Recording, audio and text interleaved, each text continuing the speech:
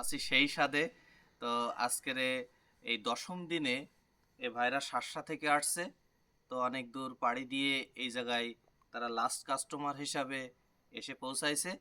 তো আসলে শেষ কাস্টমার হিসাবে তাদেরকে কেমন সার্ভিস দিতে পেরেছি এবং খাবারের টেস্ট কেমন ছিল সেটা জানতে চাইবো।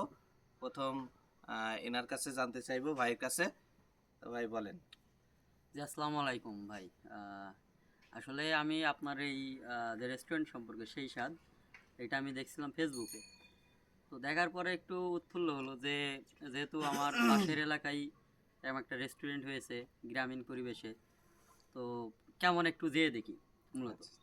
তো সেখান থেকেই উৎফুল্ল হয়ে আসা। তো এসে প্রথমে যেমন দেখছিলাম দেশে হয়তোবা মানে খাবারের মান ভালো হবে মোটামুটি আশা করছিলাম। তো যাই হোক, আলহামদুলিল্লাহ ভাই, খেয়ে খুবই ভালো লাগছে।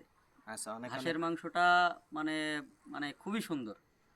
হ্যাঁ, এই আর নেক্সটে আরও রাজহাঁসের মাংসটা কবে কি এটা শুনলাম। তো নেক্সট ডে সেদিন আবার আসবো ইনশাল্লাহ। আচ্ছা, তো ভাইয়ের কাছে একটু জানতে চাইবো যে আসলে আসলে আপনার এখানে এসে যেটা বুঝতে পারলাম, আমরা যেটা আশা করছিলাম যে সেটার চাইতে আরো অনেক ভালো কিছু আমরা পেলাম।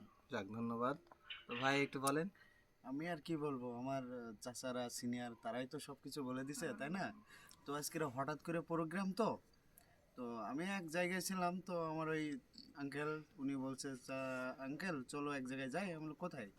তো সে বললো যে আপনার এখানের এই জায়গায় আচ্ছা, আচ্ছা। ঠিকানা দিছে এখন।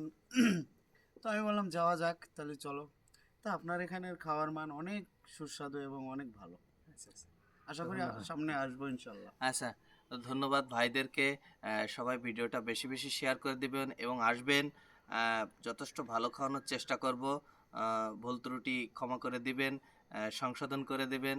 ধন্যবাদ সবাইকে। আসসালামু আলাইকুম।